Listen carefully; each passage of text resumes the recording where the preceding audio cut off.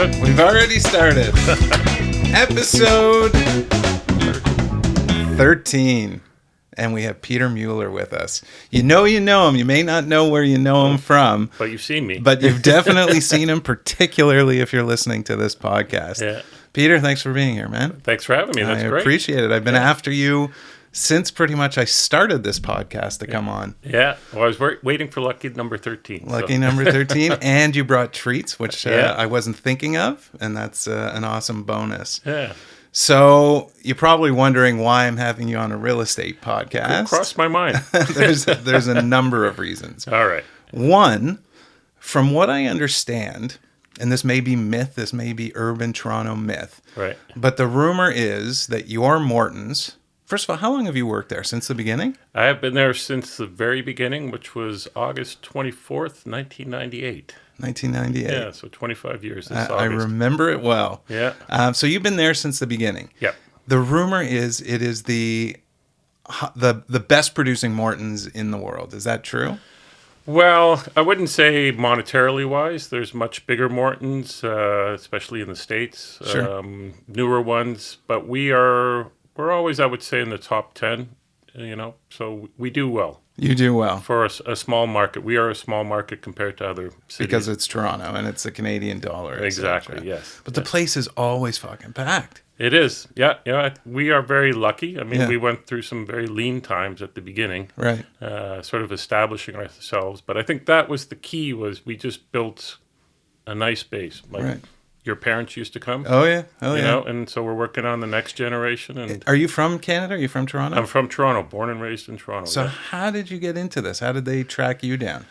It was kind of to say a fluke. Mm-hmm. I was working at another restaurant, and one of the persons wanted to go apply when they heard that Morton's was coming to Toronto, and they needed a little helping hand or support. So I said I'd go along, and I walked into the office, and I knew some people, and they were like, "Oh, Peter, hey, nice to see you. you got the job." There we go." Yeah, so it was pretty much like that. So did you start in the role you're in today? No. I started. They already had a management team in place. Okay. So I started as a server. Oh, really? Yeah. Oh, shit. That didn't last very long. Yeah.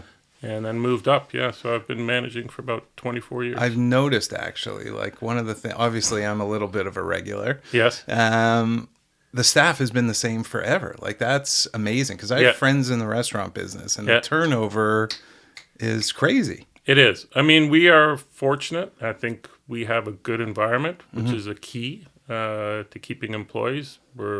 Amen. Listen, I think I'm a nice guy. And I think that reflects on all the other managers and how we treat our staff. And listen, it's a good gig too.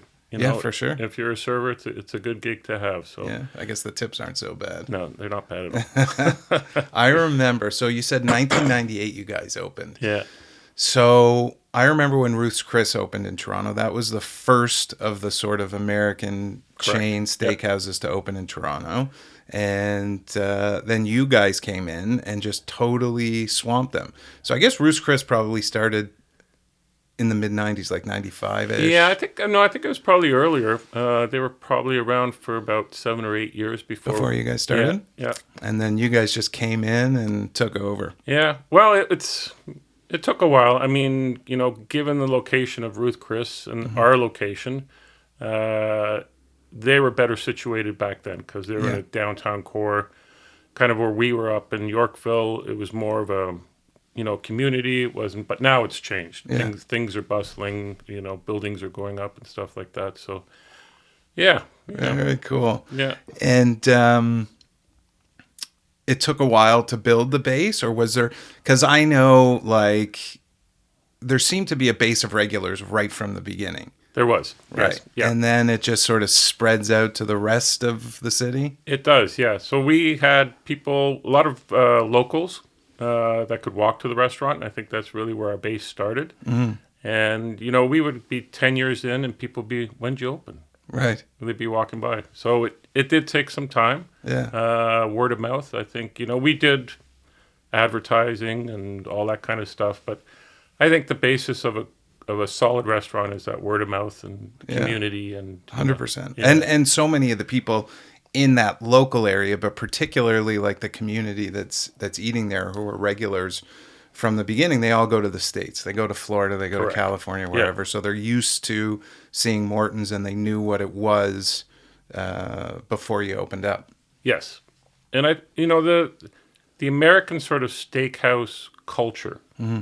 You mentioned Ruth Chris sort of brought that to Toronto. There were steakhouses, Sure. lots of great steakhouses. I got a good story about one before we finish. Okay, but that sort of American culture and people who vacation, say in Florida or other parts in the States, they see that and they're like, I remember going to Chicago and going, why don't we have this in Toronto, right? So here we come, and so that certainly attracted So, people. but before you guys, you had,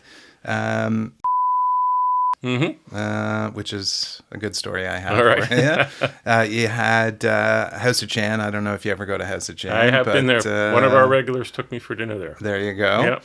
And you had obviously Highs. Yep. Highs was, I guess, the closest thing to you guys.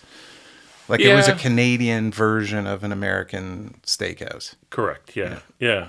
It is Canadian, right? It is. It's from out west. Yeah. Right. So you had Barbarians, you had Highs, you had House of Chan, and really that's.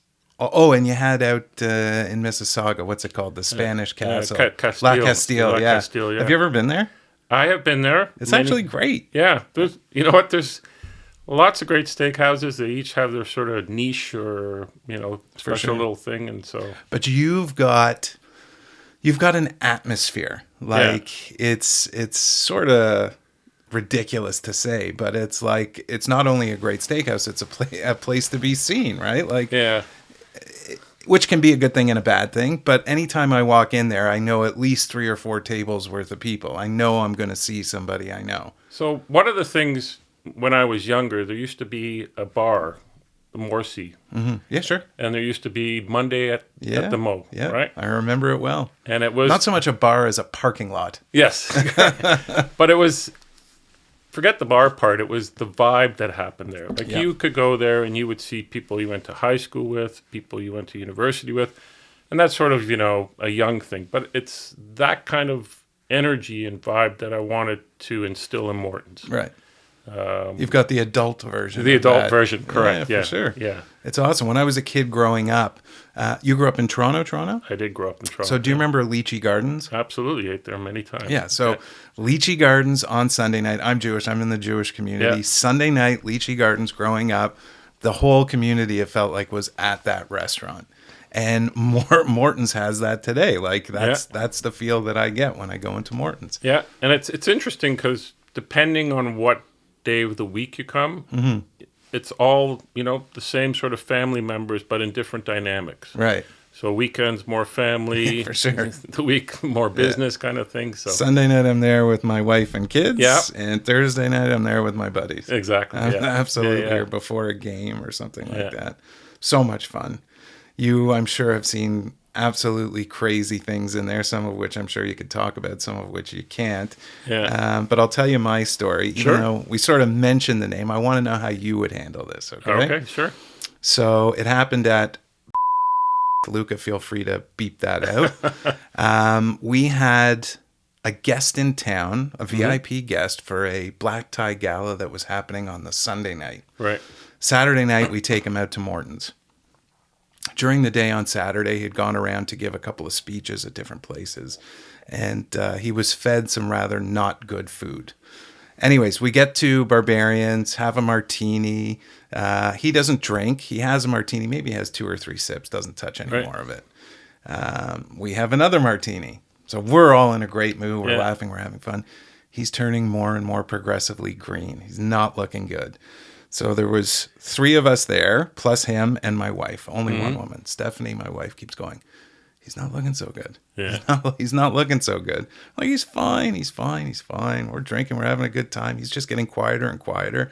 Then finally he says, where's the washroom? We're like, it's that way. He gets up from the table, covers his mouth, and projectile vomits all over the entire restaurant like a sprinkler. Yeah. He didn't just aim in one direction. He was turning and it was flying everywhere. Obviously a horrible situation for the restaurant. we couldn't stop laughing. Right. We had 2 martinis. You're right. Obviously, it's the funniest thing we've ever seen in our lives. We're howling. My wife takes him home. He had not been drinking. He was not drunk. He was not an idiot. Yeah. We were laughing. We were idiots. They threw us out of the restaurant. I'm not allowed to go back there. Well, I've never been told I'm not allowed to go back Right. there. You just have that feeling. Yeah. Oh, my God. Yeah. Ripped us to shreds to the point where he even called my father on me. Oh, really? Yeah. I'm like 40 years old. I'm getting told on. Anything like that ever happen? How do you deal with that situation? Yeah, we had a similar situation where someone has, we have an elevator. Yes. And this person, he was a younger person and ate a rather large steak very quickly. Yeah. And for whatever reason, same thing happened. But when I went into the elevator, he had hit all 4 walls and the ceiling. Oh, Jesus. Which was, I thought, quite impressive. Oh, God. Like, what do you do? Yeah. You got to comp everybody that sees that? Like, how do you deal with that situation? Yeah, I guess the elevator's better than the main floor of the restaurant. Yeah. I mean, the first thing is the individual. Yeah. The safety and the well-being of the individual. You want to make sure the person's okay. Do you have to get medical help? All that kind of stuff. Yeah. Then you want to make sure the family or whoever they're with is okay, and then the surrounding table. So it's kind of this ripple effect. And the key is just to go and talk to everybody. Yeah. Because 9 times out of 10, people are pretty reasonable. For sure. They understand. Although you must get some people who are the opposite scale of that. They see the dollar signs, the incidents. So, and you deal with each one best you can. I mean, we've had other instances where, a decanter, gentleman was decanting wine, the decanter just exploded. Oh, shit. And that's... Good bottle, I'm sure. Yeah, gone. Yeah, wow. But, it kind of, the spray, and so we had some individuals who were upset about that. Yeah. You just take care of them and do just the best. Customer service. You just got to go at it with a smile, be positive, wow, and be empathetic because, a lot... I kind of related to an incident where I had someone park in front of my driveway. I got really mad. I called the police show up. Like they blocked your... I couldn't get out. And the person shows up. They have a handicap sticker in the window. Yeah. And I look at them and I go, this guy isn't handicapped. At which point the parking authority berated me. Yeah. Told me, hey. How do you know? How do you know? Yeah. Could be, there's a million things. And a light bulb went on in my head. I was like, that's the same thing in the restaurant. Yeah. You never know how people react, if it's affecting them. So you have to be empathetic. How do you deal with the dicks, though? Like, I'm sure you've had rowdy parties upstairs in the private rooms. In the main dining room, yeah. In the main dining room, too. People just being total idiots. Yeah. Well, there's first of all, if you're using vulgar language, that's got to stop. Yeah. Like loud. And loud, yeah. If you're having a private conversation. Sorry, I feel bad that I used vulgar language earlier. I use it quite a bit. Yeah. But it's because you're in a public space. So it's kind of twofold. You're in a public space, so certain things are going to happen. Mm-hmm. And as an individual, you have to be open to that. Mm-hmm. But there is a line that can't be crossed. So you can't, be rowdy, be loud.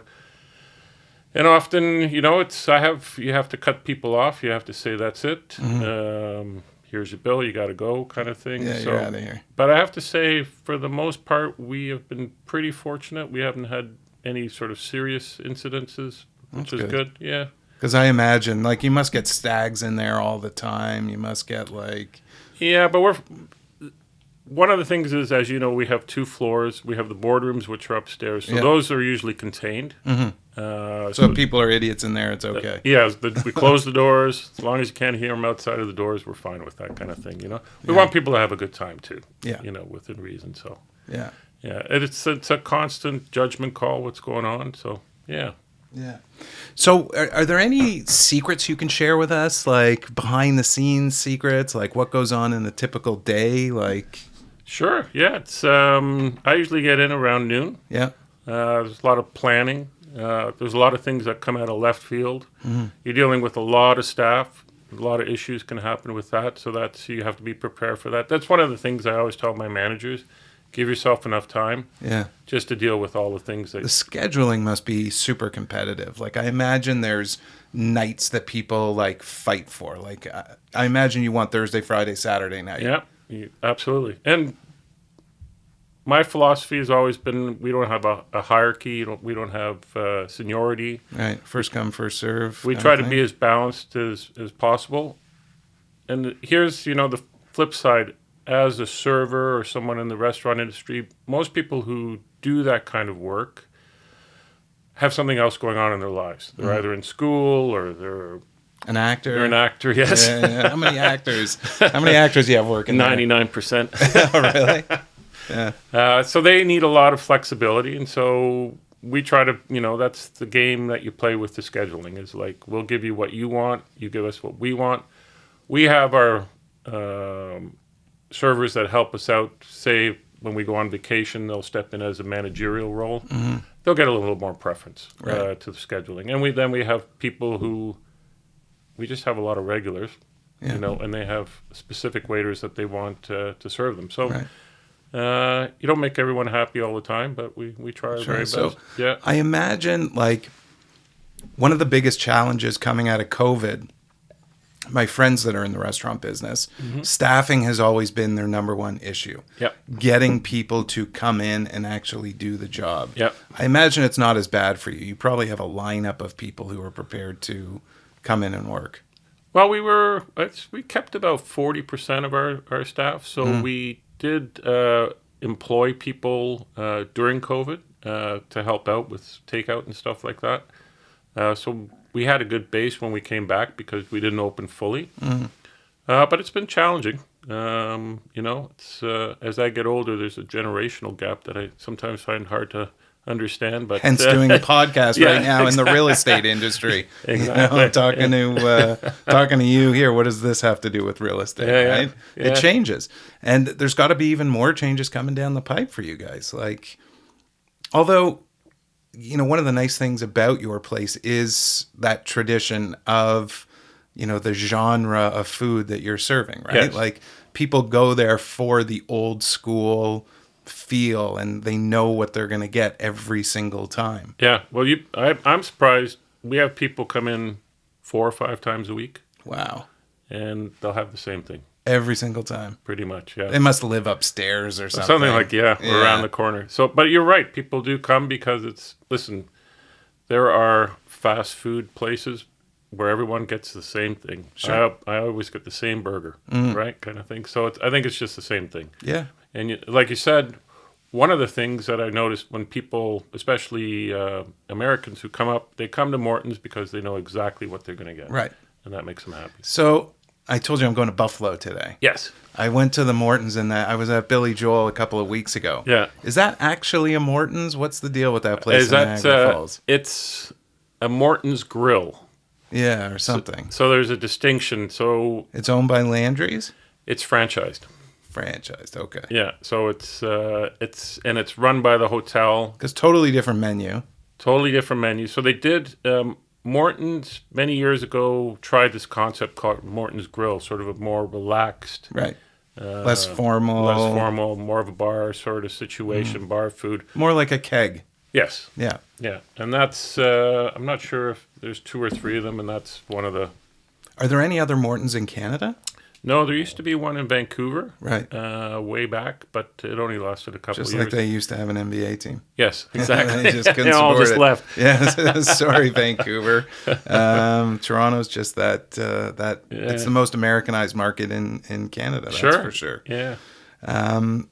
So why, like, particularly in real estate, anytime I am in that restaurant, I am seeing people from this industry. Mm-hmm. People are taking clients there. People are multiple offices, like people from within their office are there. What is the draw? Why do so many real estate people go there? I'm sure you get a lot of finance people closing deals there too. Yeah. Like, what is it about your restaurant or steakhouses that just draws business people in to do deals there? I think it's. First of all, it's the atmosphere. It's lively, but it's also intimate. Mm-hmm. The tables are fairly large, so you can do business.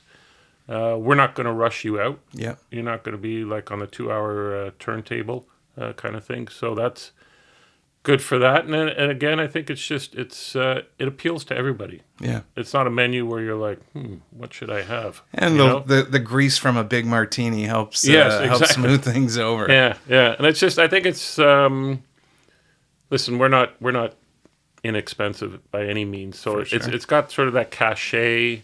If you're doing It's a deal, impressive. yeah, you're impressing your client. The Mm-hmm. client is, wow, this is great, kind of thing. So I think all of those kind of factor into it. Mm-hmm. We get a lot of people on the weekends, a lot of younger people now, and there's a lot of camera work going on, and I'm sure it's all over the gram. Yeah. Oh my God, for sure. So it's that same sort of idea, right? Yeah.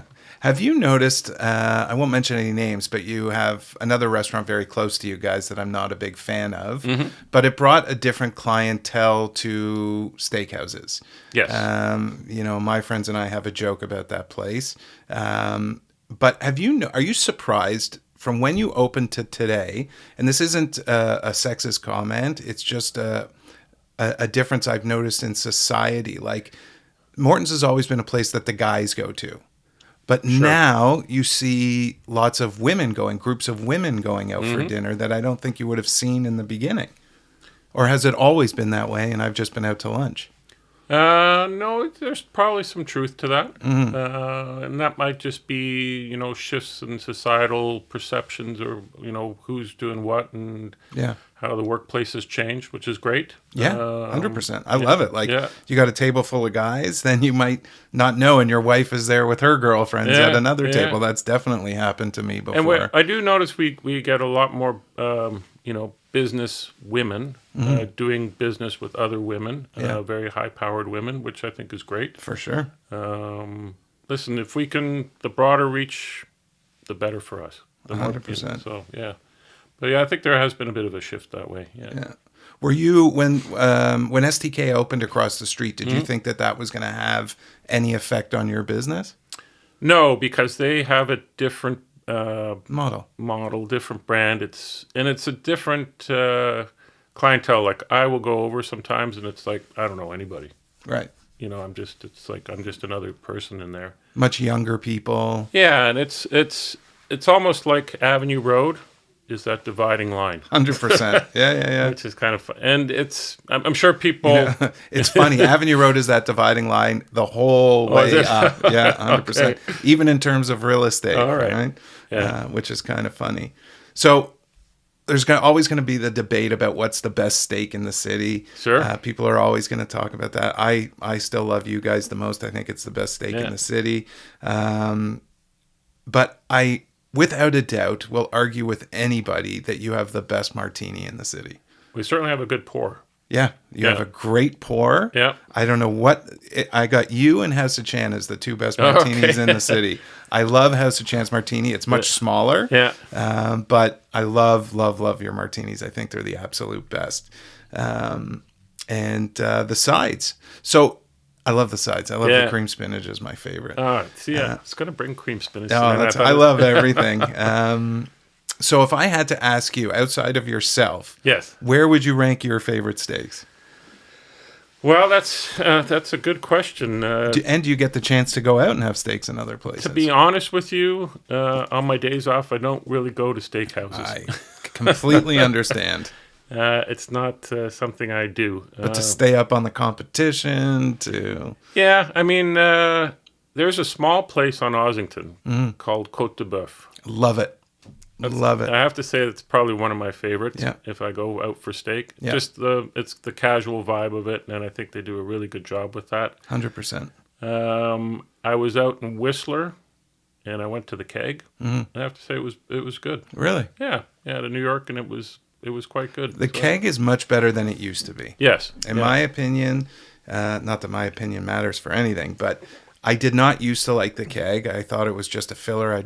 I didn't even know what I would get there. Yeah. But it has most definitely improved over the last couple of years. Yeah. For sure. Yeah, but I can't, Harbor 60, I mean, it's... Harbor 60 is crazy expensive. It is. Yeah. But here's the thing. It's like we're all pulling from the same vendors. Right.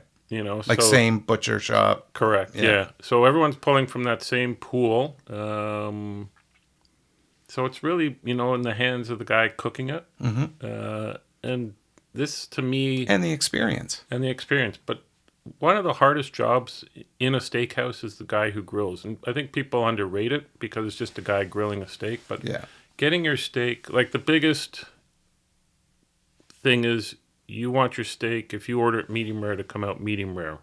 Okay. So I have a pet peeve with this. Yes. Because there are, I don't want to swear in front of you, but there are dicks who just have to send their steak back. Sure. They don't even know what they've ordered. They just know that it's something that they can complain about, and they do it, and it drives me nuts. Like, you guys must roll your eyes sometimes with the people that are sending their meat back. Yeah, sure. Okay, as long as yeah. I know that that's accurate. Certain times, for sure, it's off, but, I mean, people just do it to do it. Yeah, there are people who will send it back, a couple times, just for the sake, sometimes you think, because of that. Yeah. Also, there's, when you get a steak, the center is the color that you're looking for. And so people will start from the outside and Right. go, it's overcooked. I know. Right? And then you get them to cut in the center, but then to them, the steak is ruined. Yeah. So you deal with it. You just got to suck it Yeah, up. you just roll with Yeah, it. customer service is everything. Like, Yeah. the approach that we take in real estate is very much like a concierge VIP service, right? Yep. Like, the customer still is never wrong.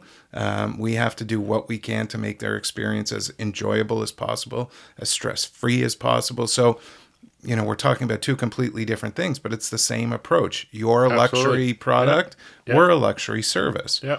It's the same thing. It's absolutely the same thing. Yeah. Yeah. So everybody does. It's the butcher shop, right? That's where everybody gets their meat. We don't get it from the butcher shop. Okay. There's 3 or 4. Butcher shop is one of them. Yeah.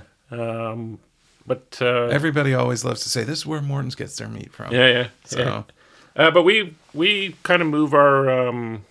Right now we have a regular supplier, which is good. yeah. Post COVID, we were moving around because we have certain standards. Right. And sometimes those standards wouldn't be met. When you start off with a company and they're delivering things to you, things are great. Mm-hmm. As the relationship goes on, that sort of goes downhill. Right. So we wouldn't put up with that. We were just like, yeah, either fix it or we're going to move on, Right. kind of thing. So, but it's there isn't a huge purveyor for meat in the city. There's, like I said, 3 or 4 guys. That's where everyone's The pulling it main from. guys. Yeah, and they're getting it from the same place in the States. So Right.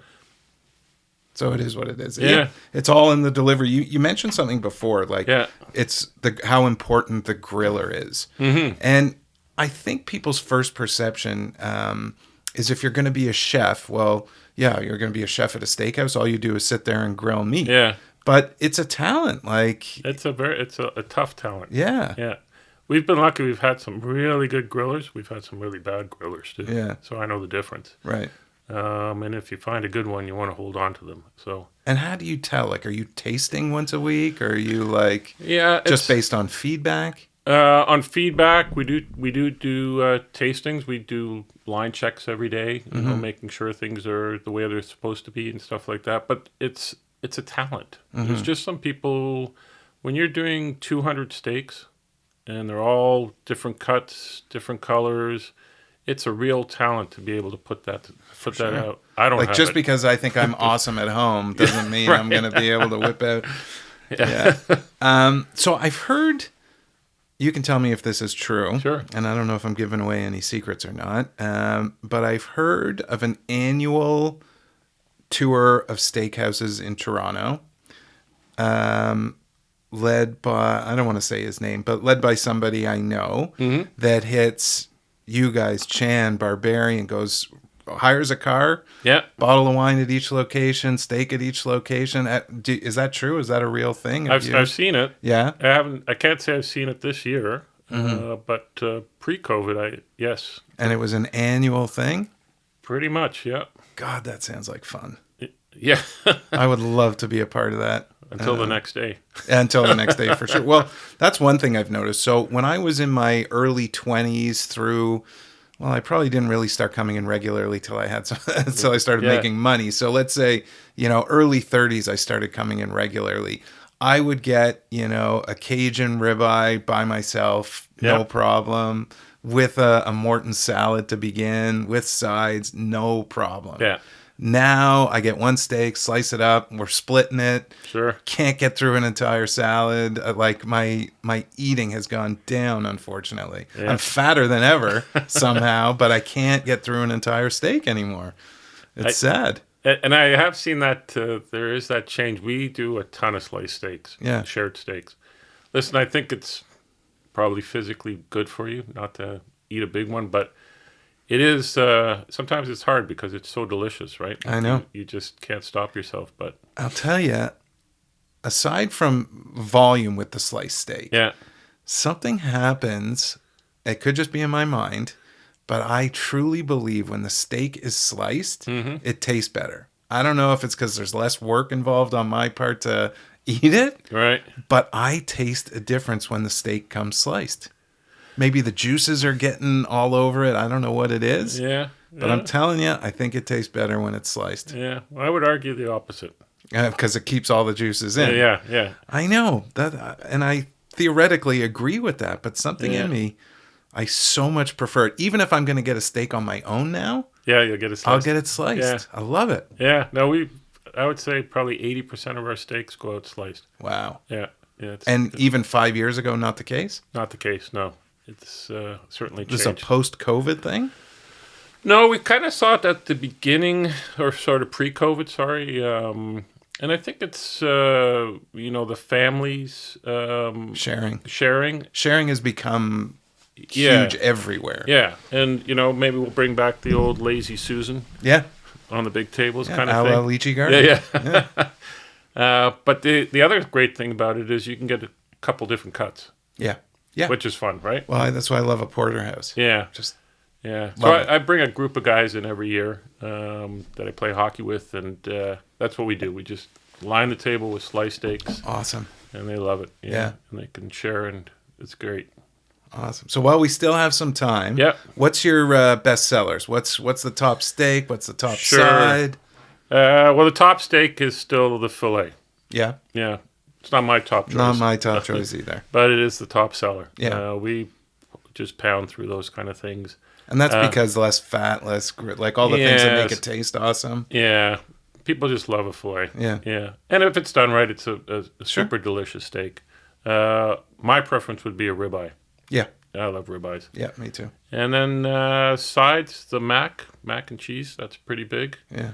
It's like the cholesterol when you're leaving is insane. No, yeah, you don't want to think about those things. Jesus. Yeah. Not at all. Yeah, and probably just it's simple, like mashed potatoes Yeah. and spinach and mushrooms. Those are big Are side you dishes. always surprised by the controversy when you guys change your menu? I am. Fucking rips through the community like it's ridiculous. Yes, we still get comments and stuff we haven't had for 5-6 years. I'm sure. Is it coming back? No, it's Yeah, not. like the French fry gate. Like Oh. when you guys change your fries, holy shit. So we, way back when, we never had French fries, Yeah. and it was sometimes very difficult on a Saturday night. Whereas people would go out, get French fries, and come back with them. Really? Yeah.